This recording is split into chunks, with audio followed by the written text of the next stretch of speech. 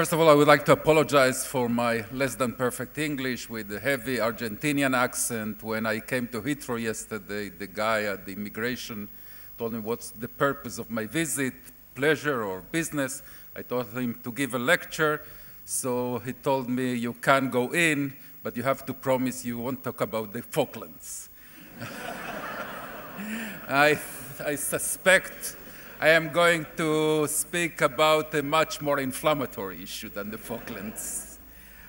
I beg you to put aside all the stereotypes you may have and all the demonization you have been exposed to in the media and all the prejudices and doubt everything. I could choose the easy way to prove that the motion is wrong.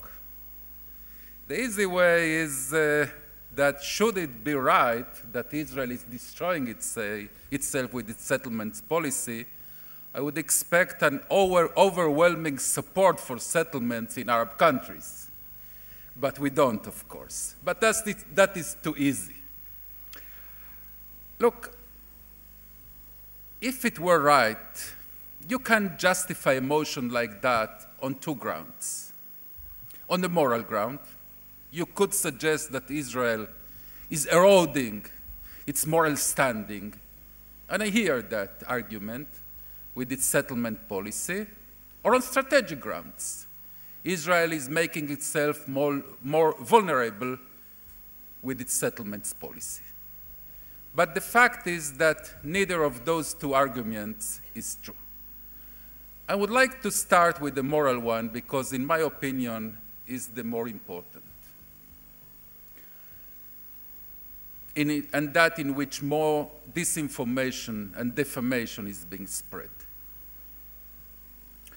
The Israeli-Palestinian conflict, the Jewish-Palestinian conflict, call it whatever way you like, is a peculiar one. You cannot compare it, for instance, with the Israeli-Egyptian dispute.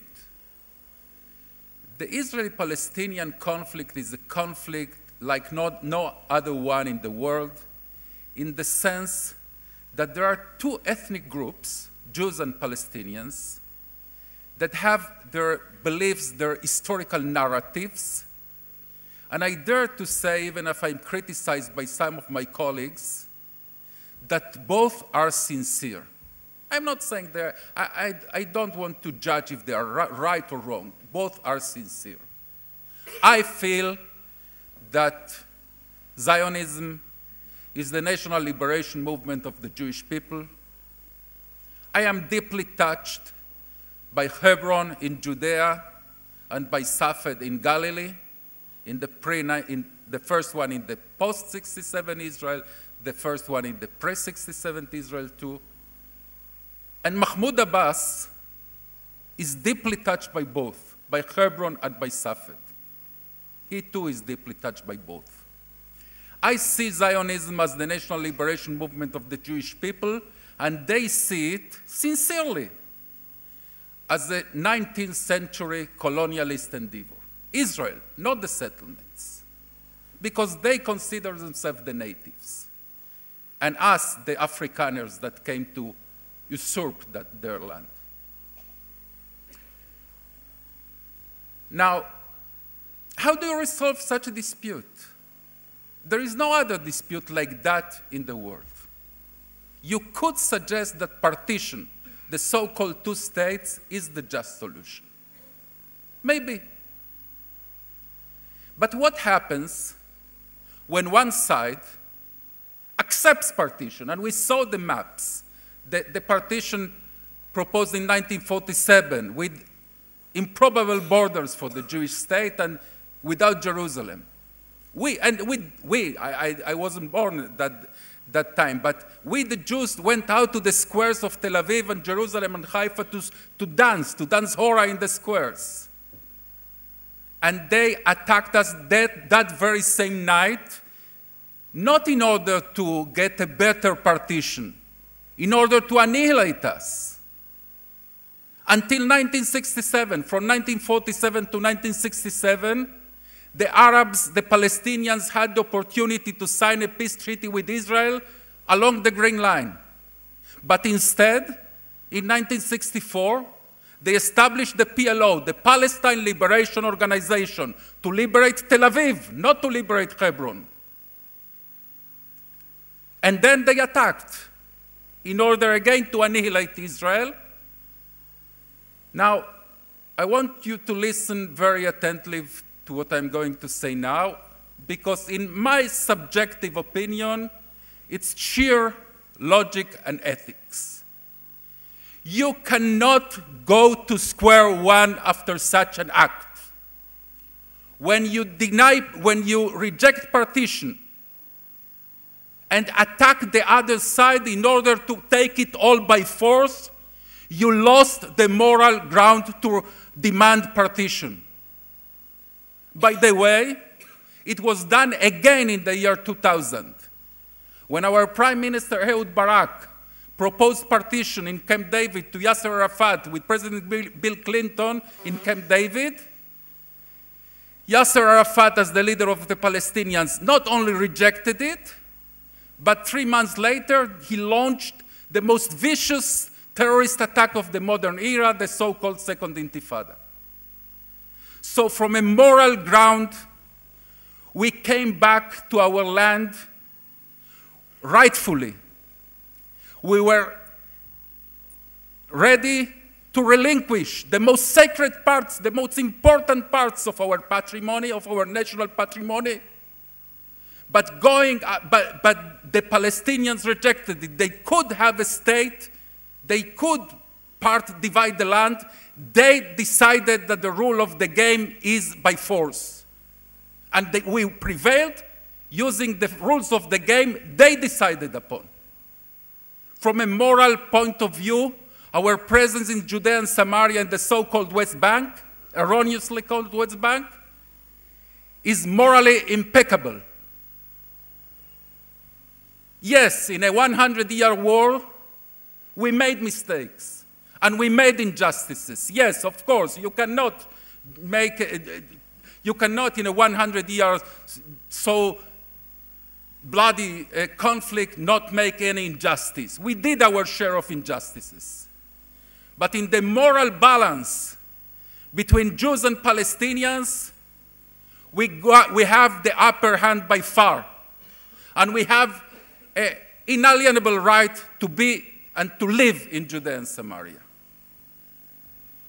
Now you could say, okay, it is just. You have a moral justification to live and to build houses and gardens and wineries in Judea and Samaria, but it is not wise. It's a stupid policy. That will bring, even if you will die, you will commit suicide with justice. But no, the contrary is the truth. I heard Mr. Zegart talking about what will happen if the two-state solution does not crystallize.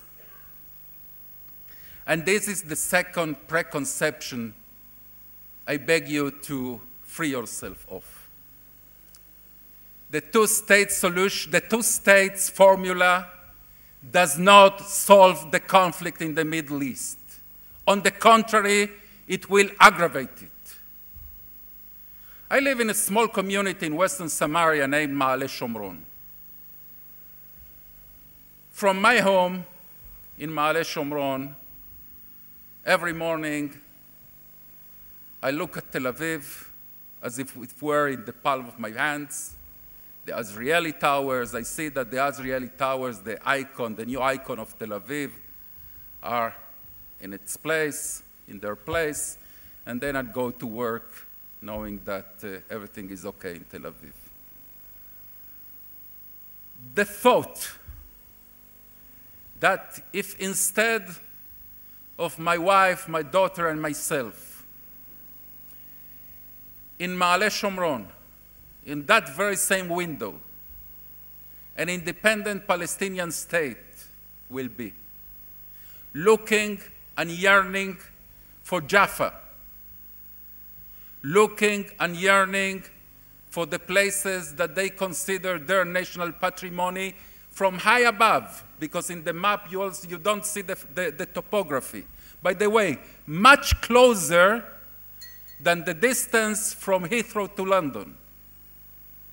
Much higher than Heathrow, of course, to London. Completely dominating the landscape. The thought that that will bring the Palestinians to accept partition as a fait accompli. It will not tempt them to launch a new aggression to wipe out Israel from the map, is in the best case naive. In the worst case, I prefer not to characterize it.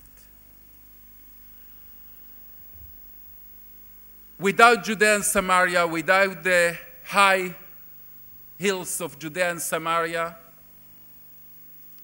an uninterrupted Islamic fundamentalist territory that starts in Kabul, Afghanistan, and ends in Tel Aviv, Israel, without any natural barrier exists. Only a fence will separate Tel Aviv from the Islamic-dominated territory that ends in Kabul, Afghanistan. That is suicide. That is suicide. Now,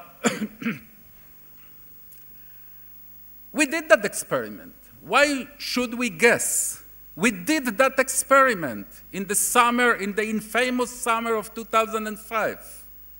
I think it was Albert Einstein that once said that if you do the same experiment twice and expect different results, then you are no scientist. Maybe he used a more offensive word. The experiment was the withdrawal from Gaza. We evacuated every single Jew from there, civilian or military.